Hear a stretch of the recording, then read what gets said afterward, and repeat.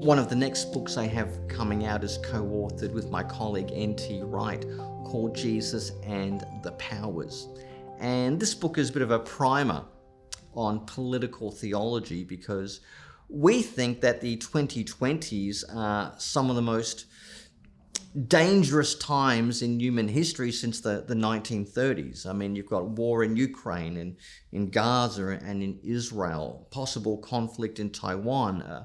We're dealing with climate change, the after effects of a pandemic, economic turmoil. I mean, the world feels really combustible, if you like. And this is a time when Christians have got to figure out, how do they think about church-state relationships? How do you do that in the US? Because, you've got different trends going on. You've got, Christian nationalism, which we think is one danger, one threat. But you can also have a type of identitarian authoritarianism as well. And we're also interested not just in debates in America about Trump and abortion and gun control, but we're also thinking about things about, well, what about Christians in Myanmar? Or Christians in China, or Christians in Ukraine, or Egypt, or Israel, or Palestine? How does Romans 13 about obeying governing authorities apply to them? And then we also ask, well, what kind of government should Christians support? Should we support a dictatorship of a Christian leader?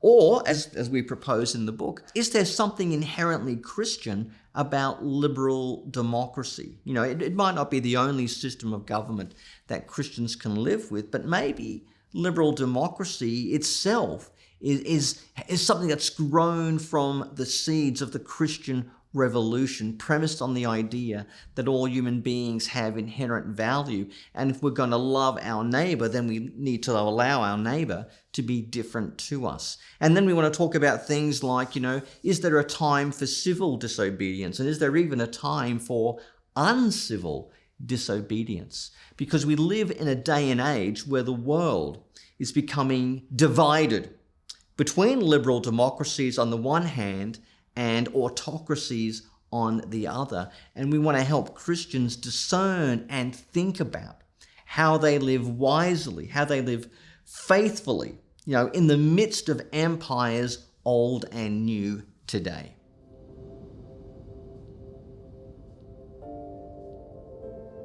One of the things Christians have to wrestle with in every generation is to think about church-state relationships. And there's a couple of extremes you can go to. You can emphasize the theme of separation, so much so, like, we better hide in the catacombs just in case someone votes us into public office.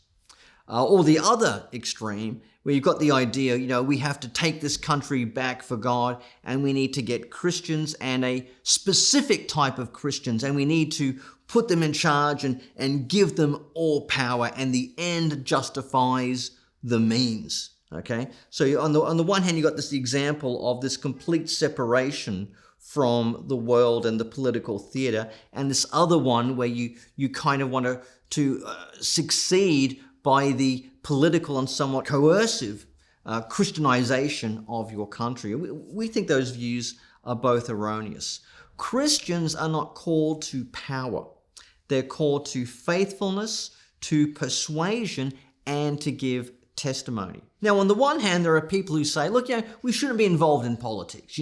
Instead, we should just be the angry prophet on the margin, speaking truth to power. It sounds great, but here's the thing. What happens when the power listens? Then what do you do? Okay? Because what happens when the power says, you know what? You are right. We need better housing. We need better healthcare. Or, we've got to order our society better. We've got to have stronger families. Or they ask you to serve on a committee. Or they ask you if they can fund your non-profit.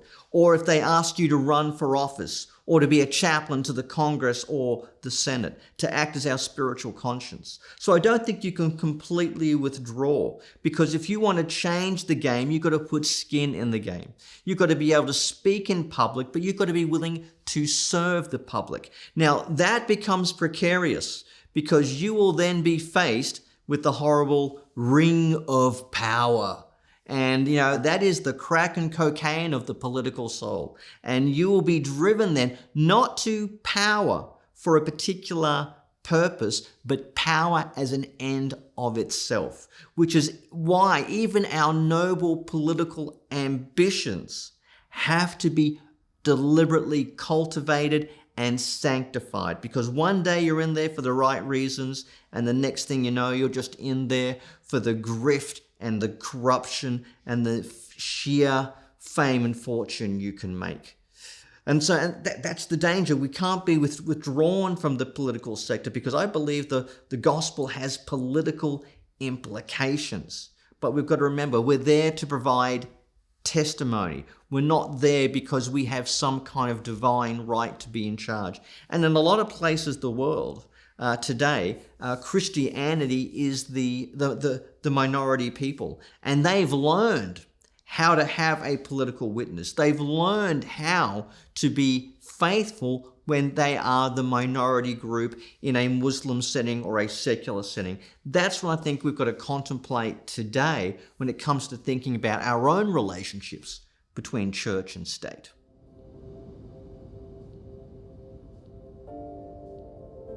America is having a presidential election in 2024. And every election, people say, this is the most important election ever. My advice, and it's only that to my American friends, is this: choose truth over tribe. Don't simply be faithful to one particular party, one type of American subculture, because you like it aesthetically, because you're personally invested in it. If you believe the truth, and wherever you go, if you follow the truth, that will always lead you to the feet of Jesus. Follow the truth. Do what is right, not just for your tribe, but for the American people in general. Think when you vote or don't vote, or whatever it is you do. Think about, am I loving God? Am I loving my neighbor? Am I pursuing the things that make for peace and mutual encouragement? Am I seeking the welfare, the salvation of the city? What does it mean for me to be salt and light, to be a city on a hill, the way I use my vote, who I support, who I campaign for, who I comment on? And beyond that, the other thing I would say is not just pick truth over tribe, but be discerning. Because there are a lot of people out there who will do anything to seduce and deceive you. People on the left and the right. So be careful. And also be very careful what you worship. People tend to worship what they desire. People tend to become what they worship.